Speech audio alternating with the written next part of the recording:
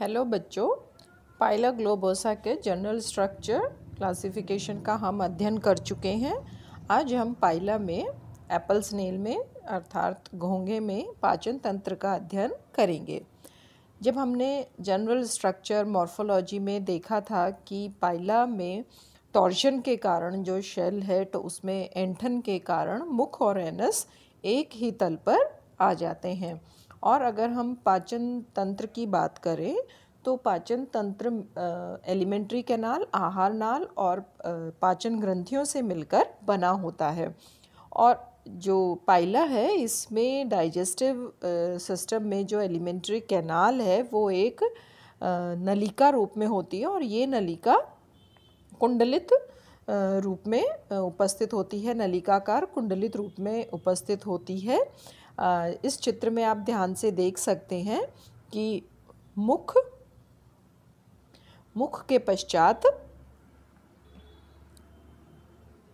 Foregut का भाग आ जाता है, ये ईसोफेगस के पश्चात में अमाशय और अमाशय के पश्चात में ये है इंटेस्टाइन कुंडलित रूप में, और यह जाकर फिर रेक्टम और बाहर की ओर एनल ओपनिंग द्वारा खुल जाती है, अर्थात मुख और एनस एक ही तल पर उपस्थित होते हैं। इस प्रकार जो पाइला में एप्पल स्नेल में डाइजेस्टिव सिस्टम है वह कुंडलित और ट्यूबुलर रूप में, नलिकाकार रूप में होती है। अगर हम भोजन की बात करें या मोड ऑफ न्यूट्रिशन की बात करें तो पाइला हर्बीवोरस अर्थात शाकाहारी होता है, जो कि मुख्य रूप से जल में पाई जाने वाली वेजिटेशन अर्थात पादपों पर निर्भर करता है। और संपूर्ण आहार नाल का जब हमने अभी अध्ययन किया है तो संपूर्ण आहार नाल को हम 3 मुख्य भागों में बांट सकते हैं, और ये भाग होते हैं फोरगट, मिडगट और हाइंडगट। फोरगट का जो उद्भव होता है वह एक्टोडर्म से होता है, जबकि मिडगट का उद्भव एंडोडर्म से होता है, अर्थात आहार नाल का अग्र और पश्च भाग एक्टोडर्मल ओरिजिन में होते हैं भ्रूणीय उद्विकास में, और जो मिड भाग होता है, मध्य भाग होता है, वह एंडोडर्मल ओरिजिन में आते हैं या उद्भव होता है। फोरगट में अगर हम देखें तो मुख्य रूप से मुख, बक्कल कैविटी और ईसोफेगस आते हैं। मुख जैसा कि अभी चित्र में देखा था बिल्कुल इंटीरियर एंड होता है, शीर्ष का बिल्कुल अग्र भाग होता है, जो कि अंदर की ओर बक्कल कैविटी में खुलता है। बक्कल कैविटी जो है गुहा जो होती है, मुख गुहा, वह पेशियों से बनी हुई होती है, और इसकी ओपनिंग पर जहाँ पर मुख इसमें खुलता है वहाँ पर एक रदन संरचना उपस्थित होती है, जिसे कि ओडेंटोफोर कहते हैं, और इस ओडेंटोफोर पर रेड्यूला उपस्थित होता है। रेड्यूला एक रदनक संरचना होती है, जबड़े समान संरचना होती है, जो कि एक लंबे रिबन या फीता के समान होती है, और इसमें रेस्पिंग या रदन जो रगड़ने वाली संरचना के समान टीथ उपस्थित होते हैं, दांतें उपस्थित होते हैं। और ये जो दांतें होते हैं, जो प्रत्येक रो होती है, श्रृंखला होती है, उसमें 7 नंबर में उपस्थित होते हैं, और ये जो 7 होते हैं एक डेफिनेट डेंटल फॉर्मूला या टीथ फॉर्मूला के रूप में उपस्थित होते हैं, जिसमें से जो फॉर्मूला होता है 2-1-1-1-2, जिसमें से मार्जिनल, लेटरल और मध्य लाइन के बराबर और एक सेंटर, अर्थात इस प्रकार से टोटल 7 जो रेस्पिंग टीथ होते हैं मिलकर रेड्यूला का निर्माण करते हैं। और रेड्यूला का जो भी मूवमेंट होता है यह मसल्स के द्वारा होता है, वे मसल्स जो कि बक्कल कैविटी के फ्लोर पर उपस्थित होती हैं, जैसा कि अभी बताया था, जिन्हें ओडेंटोफोर कहते हैं, और ये इसके मूवमेंट में सहायक होते हैं।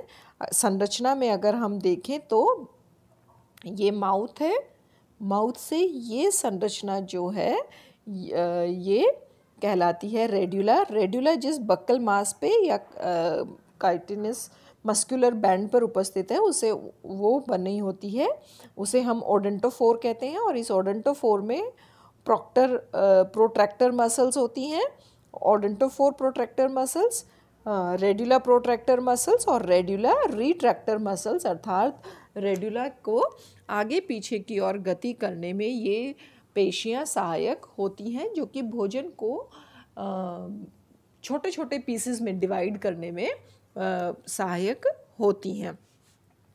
इससे अगला भाग जो फोरगट या अग्र आंत्र में आता है यह होता है ईसोफेगस। ईसोफेगस एक नलिका समान है जैसा कि हमने चित्र में देखा था, और इसमें सलाइवरी ग्लैंड्स लार ग्रंथियाँ उपस्थित होती हैं जिनका अध्ययन हम बाद में करेंगे। फोरगट के पश्चात अग्र आंत्र के पश्चात आता है मिडगट या मध्य आंत्र। मध्य आंत्र मुख्य रूप से स्टमक, अमाशय और इंटेस्टाइन या आंत्र की बनी होती है।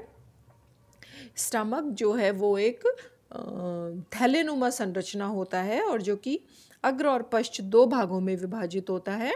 अग्र भाग ईसोफेगस से जुड़ा हुआ होता है और इसके चारों ओर डाइजेस्टिव ग्लैंड पाचक ग्रंथियां उपस्थित होती हैं, और पश्च भाग जिसे कि पाइलोरिक स्टमक कहते हैं ये एक अंधनाल के रूप में उपस्थित होता है। मिडगट का अगला भाग होता है इंटेस्टाइन आंत्र, जो कि एक लंबी कॉइल्ड कुंडलित नलिका होती है और रेक्टम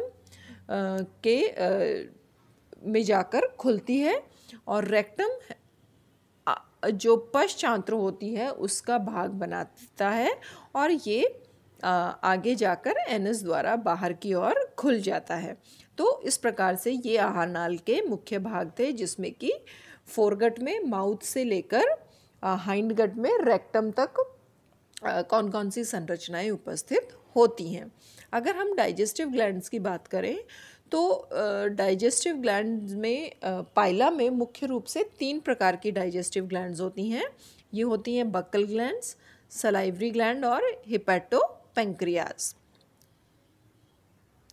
बक्कल ग्लैंड्स जो होती हैं मुख गुहा में उपस्थित होती हैं और इनसे जो पाचक रस स्रावित होता है उसका कॉम्पोजिशन या उसमें कौन कौन से एंजाइम उपस्थित हैं अभी उन पर ज़्यादा खोज नहीं हो पाई है।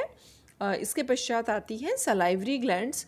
सलाइवरी ग्लैंड्स जो इसोफेजियल कैविटी होती है, ग्रसिका गुहा जो होती है उसमें उपस्थित होती हैं और 2 होती हैं संख्या में, और इन दोनों से सलाइवरी डक्ट निकलती है। इनसे जो एंजाइम रिलीज़ होते हैं या जो डाइजेस्टिव जूस रिलीज़ होता है वह मुख गुहा में त्याग दिया जाता है, और ये एंजाइम मुख्य रूप से कार्बोहाइड्रेट्स के पाचन में सहायक होते हैं। नेक्स्ट जो डाइजेस्टिव ग्लैंड होती है वह है हिपैटोपैंक्रियाज। हिपैटोपैंक्रियाज बक्कल ग्लैंड और सलाइवरी ग्लैंड की अपेक्षा बड़ी ग्लैंड होती है, वृहद ग्रंथि होती है, ब्राउन कलर में होती है, और ये मुख्य रूप से 3 प्रकार की होती हैं। इसमें 3 प्रकार की कोशिकाएं पाई जाती हैं। सिक्रीटरी सेल्स जो कि डाइजेस्टिव जूसेस पाचक रसों का स्रवण करती हैं, और इंट्रासेल्युलर डाइजेस्टिव सेल्स जो कि अंतः कोशिकीय पाचन में सहायक होती हैं, और कैल्शियम सेल्स जो कि कैल्शियम फॉस्फेट को स्टोर करती हैं। इस प्रकार से हिपैटोपैंक्रियाज में 3 विभिन्न प्रकार की कोशिकाएं पाई जाती हैं। तो पाचक ग्रंथि व आहार नाल के दोनों के मिलने से एक पाचन तंत्र का निर्माण होता है। अब किस प्रकार से पाचन क्रिया होती है? पाइला का जो भोजन है हर्बीवोर है, छोटे छोटे प्लांट्स और उनकी लीव्स को भोजन के रूप में ग्रहण करता है, और सर्वप्रथम रेड्यूला इन लीव्स को छोटे छोटे टुकड़ों में विभाजित कर देती हैं, और बक्कल कैविटी में उपस्थित सलाइवरी एंजाइम्स में मिक्स होने के पश्चात इनका पाचन शुरू हो जाता है, और इस अर्धपचित भोजन को फिर अमाशय में भेज दिया जाता है, और वहाँ पर जो सलाइवरी जो जूसेस हैं कार्बोहाइड्रेट का पाचन प्रारंभ कर देते हैं। और जो सिक्रीटरी सेल्स होती हैं हिपैटोपेंक्रियाज का, उनका सिक्रीशन भी यहाँ पर स्टमक में रिलीज़ कर दिया जाता है और भोजन का पाचन किया जाता है। इसके पश्चात जो अर्धपचित भोजन होता है उनमें से कैल्शियम सेल्स कैल्शियम लेकर स्टोर कर लेती हैं और शेष अपचित भोजन को एनस के द्वारा बाहर की ओर त्याग दिया जाता है। इस प्रकार पाइला में एप्पल स्नेल में पाचक की क्रिया संपूर्ण होती है। इस वीडियो में आपको चित्र, कंटेंट, जो भी स्टडी मटेरियल है वो दे दिया गया है, आप इन्हें नोट कर लें, अच्छे से समझ लें। Thank you and have a nice time.